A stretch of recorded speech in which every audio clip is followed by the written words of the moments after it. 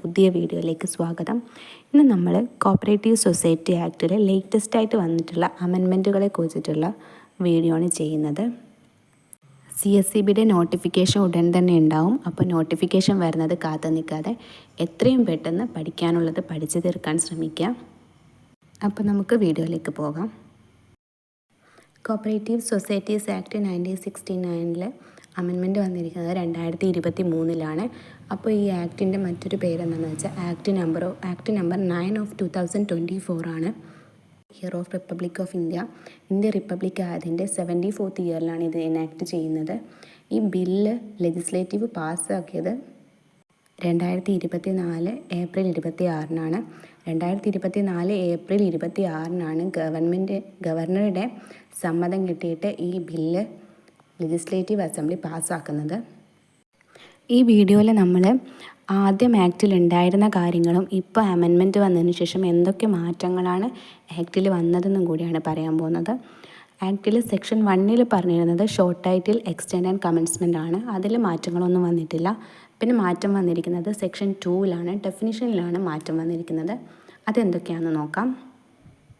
Section 2A പറഞ്ഞിരിക്കുന്നത് apex സൊസൈറ്റികളെ കുറിച്ചിട്ടാണ്. അപ്പോൾ നമുക്ക് പെട്ടെന്ന് ഓർക്കാൻ പറ്റും. Section 2A four apex society എന്ന് ഓർത്താൽ മതി.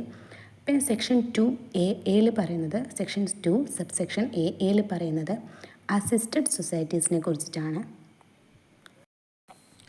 Section 2 subsection AB auditing of accounts of cooperative സൊസൈറ്റിയാണ് പറഞ്ഞിരിക്കുന്നത്.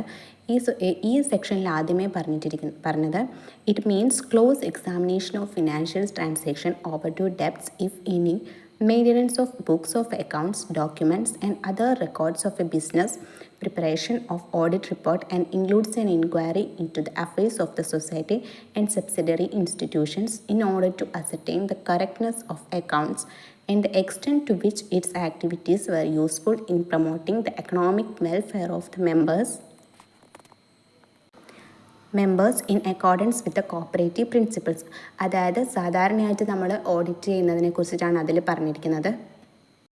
അതായത് ഈ സെക്ഷനിൽ ബുക്സ് ഓഫ് അക്കൗണ്ട്സും ഓവർ ഡ്യൂ ഡെപ്റ്റ്സും ഇതൊക്കെ ക്ലോസ് എക്സാമിൻ ചെയ്തിട്ട് ഓഡിറ്റ് റിപ്പോർട്ട് തയ്യാറാക്കുന്നതിനെ കുറിച്ചിട്ടാണ് പറയുന്നത്. അപ്പോൾ ഈ സെക്ഷനിൽ എക്സ്ട്രാ കുറച്ച് കാര്യങ്ങൾ കൂടി ആഡ് ചെയ്തിട്ടുണ്ട്. അതാണ് അമെൻമെൻറ്റിൽ വന്നിരിക്കുന്നത്. It includes the verification of accounts through software solutions, auditing of information system and migration of data in the case of societies whose accounts are computerized. ഏത് സൊസൈറ്റീൻ്റെ അക്കൗണ്ട്സ് ആണോ കമ്പ്യൂട്ടറൈസ് ചെയ്തത് അതിൽ വെരിഫിക്കേഷൻ ഓഫ് അക്കൗണ്ട്സ് ഒക്കെ software solution ഉപയോഗിച്ചിട്ട് verify ചെയ്യുന്നതിനെ കുറിച്ചിട്ടാണ് ഈ സെക്ഷനിൽ ഉള്ള അമെൻമെൻറ്റിൽ പറയുന്നത്. സോഫ്റ്റ്വെയർ സൊല്യൂഷൻസ് ഉപയോഗിച്ചിട്ട് അക്കൗണ്ട് വെരിഫൈ ചെയ്യുന്നത് കൂടി ഈ ഒരു സെക്ഷനിൽ ആഡ് ചെയ്തിട്ടേ ഉള്ളൂ. വേറെ മാറ്റങ്ങളൊന്നും ഇതിൽ വന്നിട്ടില്ല. സെക്ഷൻ 2AC അമെൻമെൻ്റ് ഒന്നും വന്നിട്ടില്ല. അതിൽ ആപ്കോസിനെ കുറിച്ചിട്ടാണ് പറയുന്നത്. Anand pattern cooperative societies. അടുത്തതായി വന്നിരിക്കുന്ന amendment section 2 subsection AD administrative audit കൂടി ഉൾപ്പെടുത്തിയിട്ടുണ്ട്.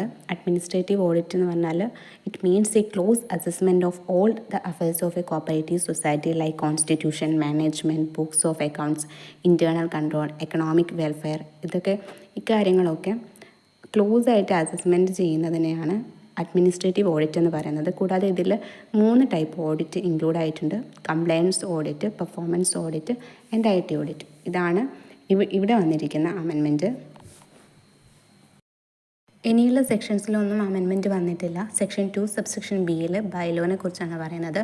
B ഫോർ ബൈലോ എന്ന് ഓർത്ത് വയ്ക്കുക. Section 2 subsection C circle cooperative യൂണിയനെ കുറിച്ചിട്ടാണ് പറയുന്നത്. സെക്ഷൻ 2 സബ്സെക്ഷൻ D സെൻട്രൽ സൊസൈറ്റീനെ കുറിച്ച് പറയുന്നു. Section 2 subsection DA for chief executive. അപ്പോൾ ഇത്രയും കാര്യങ്ങളാണ് ഇന്നത്തെ വീഡിയോയിൽ പറയുന്നത്. ഇത്രയും കാര്യങ്ങൾ എല്ലാവരും നന്നായിട്ട് പഠിക്കാൻ ശ്രമിക്കുക. കൂടുതൽ ബാക്കിയുള്ള അമെൻമെൻറ്റ് ബാക്കിയുള്ള വീഡിയോസിലായിട്ട് ചെയ്യുന്നതാണ്. അപ്പോൾ വീഡിയോ ഇഷ്ടപ്പെട്ടെങ്കിൽ എല്ലാവരും ലൈക്ക് ചെയ്യുക, ഷെയർ ചെയ്യുക, പിന്നെ സബ്സ്ക്രൈബ് കൂടി ചെയ്യുക.